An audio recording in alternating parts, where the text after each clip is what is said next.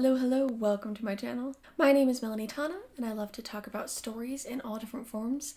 Lately, I've been heavily focused on the series The Wheel of Time by Robert Jordan. After reading book 9, and I'm going into book 10 fairly soon, I still have some other books I plan on reading first, but today is a Wheel of Time video. I have wanted to talk about this particular thing for a while. It is not going to be spoilery like my sectioning off of book 9 was, where I really went into discussing actual details of the book. I will get into more of those as I start reading book 10, but I wanted to talk about this particular thing for a while. It starts at the very beginning of book 1. I remember reading book 1 and talking about a particular chapter that made me care more about the character Rand. So this is a scene, a chapter or two of Rand and his character introduction that's a little bit different than other Chosen One type characters, and gives him a reason to be compelling as a person. I know there's a lot of critique when talking about Chosen Ones. I don't think they are inherently a bad idea, but I think that there are ways you can do it well. And this opening with him, this inciting incident and how he handles it, is very important to me. So if you don't want to know anything about that, about how book 1 actually gets going and the events that happen, maybe you don't watch this video until you read book 1, but at least it's book 1 and not book 9 and so on that you have to check out. But if you're just curious about the character Rand and if you like him, I can tell you why I love him and where it really started. He is not the most exciting and dynamic person all the time, but he's still more compelling than I think a lot of main characters tend to be in his shoes. So just getting into some things I find worked really well in these chapters. So in the opening of book 1, in the Two Rivers, where Rand is from, he and his dad are approaching town. They live a little bit outside of town. And they see all their friends, and they are talking about, how winter is still not quite let spring in yet, and there's this eerie sense of something coming, but overall it's very light. There are some mysterious visitors, there are some preparations for their little festival, and it's very important to them. And then in the evening, an event happens where Rand and Tam, his dad, are back at their house. They're getting settled for the night, and they are attacked by Trollocs. And Trollocs are like these half-man, half-beast creatures, servants of the Dark One. And I also want to talk about why I like it in the book and why I hate so much how they handled Rand in the show. I think he was a great actor. I think he had some good scenes. But I think they missed probably the most important scene for me that established that I was going to like this character in the first place. So Rand and his dad have a very good, strong bond, and you see them walking to and from town, returning home. Rand doesn't have that, annoyed teenager relationship with his dad. It's very much like, this is his home and he feels safe here, and he seems to love all of Tam's books and stories, and they're making stew for dinner, and Robert Jordan goes to great lengths to describe the comfort that their house provides Rand, and that his mother's been gone for a very long time, and yet Tam is still a great source of comfort to him. He's a very good father. And their connection is incredibly important, because when everyone's being attacked by the Trollocs, the town is being attacked, and everyone is fighting together, and they also have a little bit of magical help and experience with violence and dark things of the world there to protect them, while Rand and his dad have this very singular, contained experience with the Trollocs that I find so compelling in a very simple way. It's not intense, it's not complex. It is intense, but it goes from these very comforting moments. They're about to wash up for dinner. It's Robert Jordan does this thing, and I have a video where I talk about it, where he just kind of throws you into a fight scene or an intense scene. And that is what happens here, where literally Rand is just enjoying the evening with his dad, getting really excited for the festivities with his village, when a Trolloc literally breaks down the door and starts attacking. And right before that moment, Tam had brought out his old sword. And, I mean, right before this, there had been a scene where, like, Rand acknowledges, like, why would his dad have a sword? Like, that's so weird. And even before that, Rand is outside chopping wood for their fire, recognizing that if he doesn't, their house won't be warm. So he has a good work ethic, has a good heart, cares a lot about his dad, has a good relationship with him. And so when this fight ensues, and he's an unexperienced youth, and his dad whips out a sword and fights off Trollocs, it's just instantaneous tone switch. The comfort of the home is being attacked. You can think of the comfort of your own safe spaces and get a sense of that and feel startled by it. So in the fight, Tam takes down a Trolloc, but more are coming, tells Rand to run. Rand is gonna listen to his dad, and he obviously doesn't know what he's doing in this scenario. He's never fought a Trolloc or anything ever in his life. He's used a bow, but he's not experienced with a sword. And he runs outside and runs away and leaves Tam behind. And he immediately is like, what have I done, you know? But he listened to his dad, because his dad was probably right that, you know, protecting Rand would probably put both of them in more danger, because Rand can't really do anything to protect Tam. So it makes sense, but it's frightening to think of leaving a parent you care about behind. And at some point they do meet up outside. So Rand takes the approach of what he knows, and that is stalking rabbits. He can hunt a rabbit. And he creeps quietly, but he knows it's not a rabbit. These are Trollocs. They are frightening. They are creatures of legend. He didn't even think that they existed. He's still in doubt of it, even after having seen it. And he kind of creeps around the house to get a sense of where they are, to hopefully find Tam. Tam tries to lead the Trollocs away, and eventually they interact, and the Trollocs have been, like, sort of distracted and put off. And during the fight and everything, Tam has been injured by a Trolloc weapon, and it has made him very feverish, and immediately you get a sense of Rand's concern for him. He's like, you are not doing well, you're very sick, I'm very worried about you. And I like it that, like, Rand seems to have a million thoughts going at once, and you're present for those thoughts, but he's also still trying to be, like, logical and survive, and not just be stupid and be like, oh no, who will save us? Obviously, like, that wouldn't make any sense, and he doesn't know who could save him. So he's like, well, my dad has this cool sword, and he's not well, and I need to go back and get our, like, food and water, our horse, and a cart to take my dad back to the village to be healed. And so that's his plan. And when he picks up the sword, he's immediately, like, he just slashes it through the air, but it's not like, oh wow, I'm actually pretty good with this. It's like, he acknowledges, there's a part where Rand says that, like, yeah, it's, I could slash the air with ease, obviously. It's, you know, I'm a strong young man, whatever, I'm capable of that. But he even thinks that in the face of a Trolloc, he might just freeze. And I think that is some humility in that sense. This kid, ultimately, knows that he is inexperienced in this situation, but that it's not that he is fearless, it's not that he has dumb luck.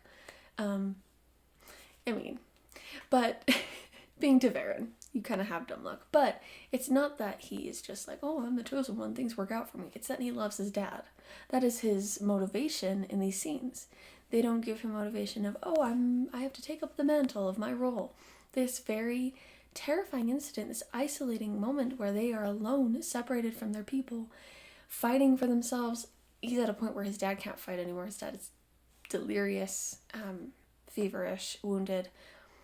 And so he's like, I'm going to use a sword. I'm going to go get the cart. I'm going to do this. I'm terrified, but what else can I do? Like, what else is there to do? And it kind of ties back to previously when he was chopping wood. And he said, who else is going to do this to keep our house warm? And Rand's like, who else is going to do this to keep my family safe, to keep my dad safe, to get him help? So he makes an effort to go back to the house to gather food and water. He engages with a Trolloc who says, another creature is coming, one that Rand also didn't really think existed. They have a lot of names, Fade, Eyeless. He's aware that they're going to be coming after him, and he doesn't have much time, and so he manages, sort of by, the Trollocs, they are violent and bloodthirsty, I would say, but they are not very intelligent. And so there is a moment where Rand, you can kind of get a sense that he's like, I'll put my sword away and talk with this guy. And then the Trolloc like goes to attack and thinks he's like has the upper hand just enough for Rand to defeat him. And so it's still a mark of like, he was kind of lucky in this situation, but he tried to outwit him. Rand is smart. I like this about Rand. He's intelligent. He loves to read. He loves stories. He encourages the studies of other people. He tries to learn a lot about other people all throughout the series, and I love that about him. And just in this moment, he does what he can to outwit this Trolloc just enough to escape, and he does. He gets food and water. He leaves the house. He goes to the barn, and he sees that the cart has been broken and that the horses, there's no horse in the stable. Bela, their trusted mare, is gone. And instead of despairing, even though he's kind of despairing, he's like, hey, what can I do? What can I do? And he does this the entire 2 chapters of like 5 and 6. He is smart and resourceful when things sort of don't go to plan. He adjusts accordingly.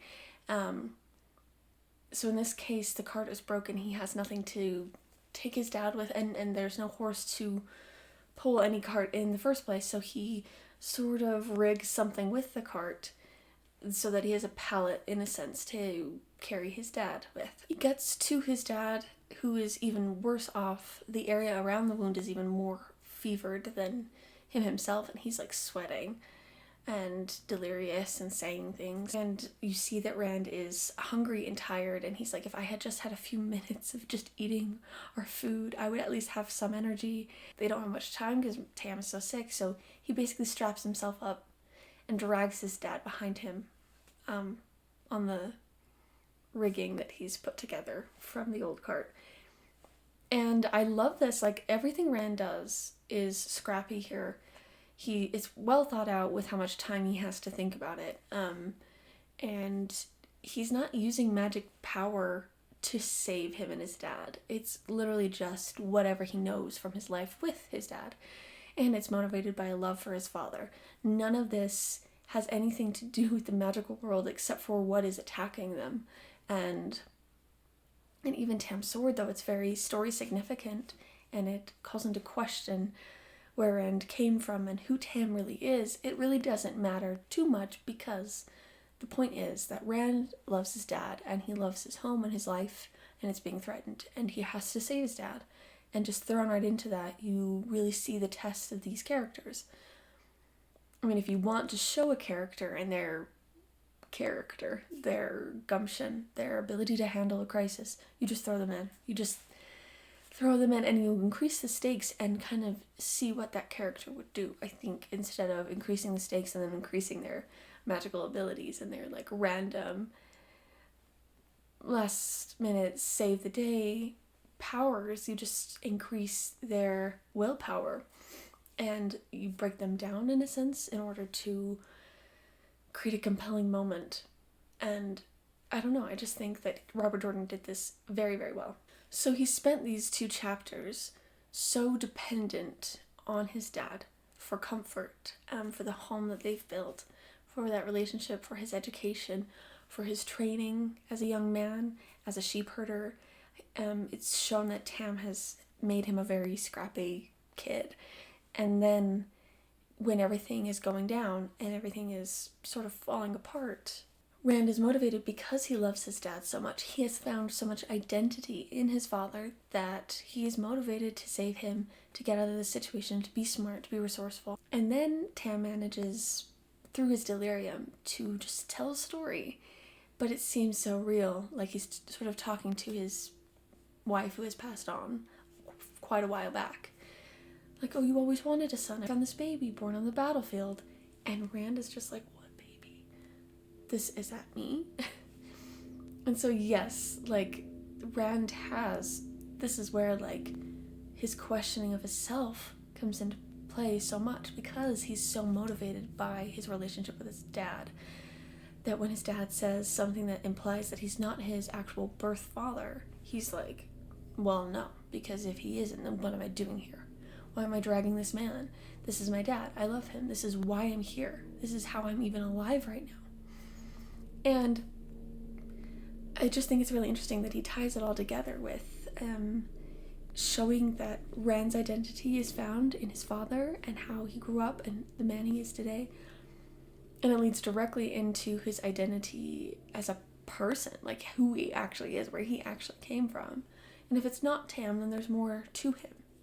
And I think you have that realization as a young person, you're like, I'm more than my parents, but this is literal for Rand, and it leads into a lot of emotional, spiritual questions for him of who he is, and can kind of motivate him further on his quest. But this inciting incident shows his character so much, and that it would eventually lead to a bigger world thing, but what mattered to him most wasn't saving the world, it was saving Tam.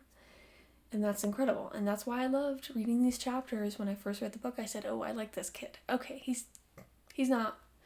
Whiny Luke Skywalker did have a purpose, and I actually still love his character growth. He becomes very serious, takes on a role, chooses that role. Rand I like because he does become more serious. He's less of a kid as things move on. He can't be so daunted by things.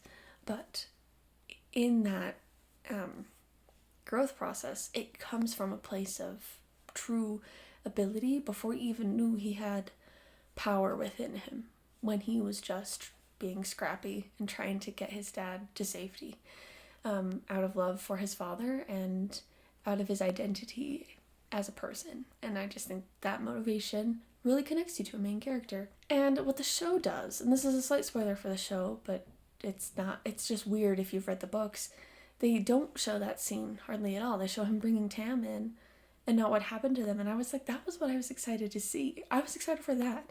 He spends like a decent chunk of chapter time on just Rand and Tam. It's not bouncing back and forth between characters.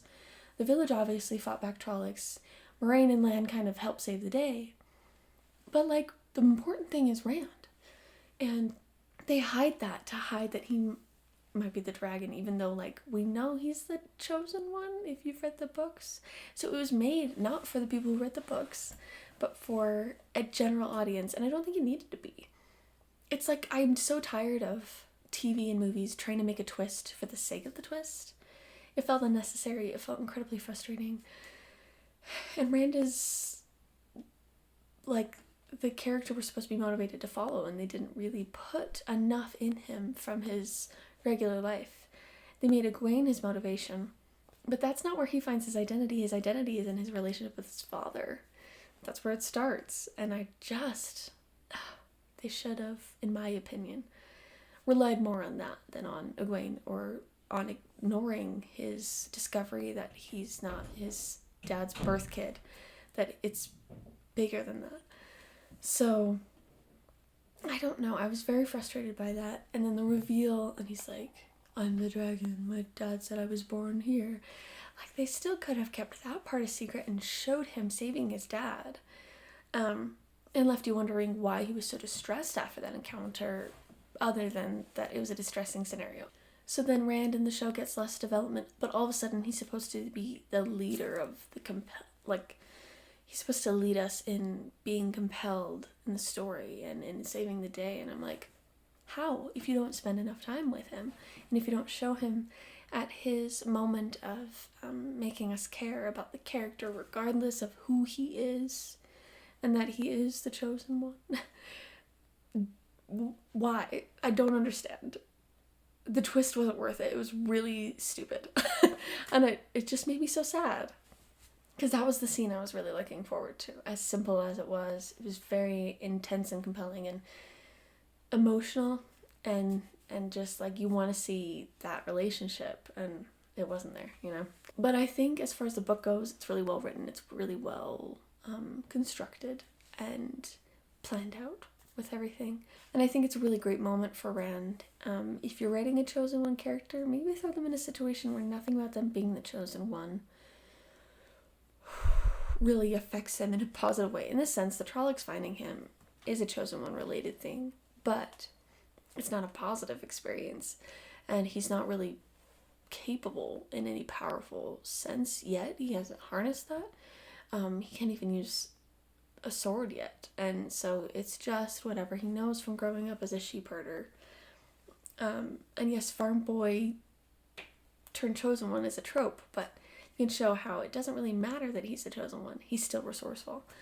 While everyone back in the village have Moraine to save them, Rand didn't, and Rand got out basically unscathed himself and ended up saving his dad. And it's just all so well fit together, so well placed, and I loved reading it. When I reread it again to do my notes on this video, it was still very compelling and very interesting. So I think as a writer, I've really learned that there are ways to make the chosen one type compelling, even just the main character who's supposed to motivate the story forward and change a lot of things and make a difference. Who are they at heart? Show them in their element and their normal day-to-day, because the normal day-to-day is to show the drastic change when they go on the adventure. It's to show them being challenged in a sense and being challenged outside of their realm of comfort. And literally you see Rand go from his most comfortable to the least he's ever been up until this point. And it's very interesting and I love it. And I do recommend starting the Wheel of Time, and if you like that scene, I think you might like Rand going further.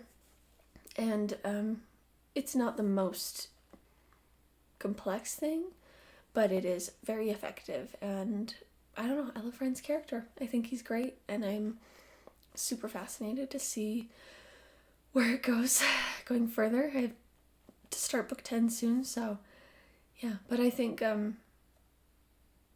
this shows our sheep herder in his most humble point at the beginning, and it's fascinating and really well done. Anyway, thank you guys for watching. This video was something I've been thinking about a lot, and as I was reading I was like, yes, I love Rand. What a good kid, you know? And I think it can help if you've watched the show and you thought he wasn't very interesting to just read these chapters and get an idea of, oh, like, this kid loves his dad, and this kid is frightened, and it's in spite of that fear that he takes care of things and solves this problem and gets his dad out and learns about himself all in the span of like a night. If you do end up starting the Wheel of Time, I'd love to hear about it. I will probably eventually go back and make more videos on the first few books, but for now I'm just going on with the series from where I've started making videos. If you like these kinds of things from the Wheel of Time or about characters, sort of in defense of them is kind of what I'm going for here. Let me know in the comments, and I just appreciate you guys watching. There will be more Wheel of Time content soonish, but for now I hope this will do, and hope you can take in some good stories this week, because you deserve it. Alright, I'll see you guys later.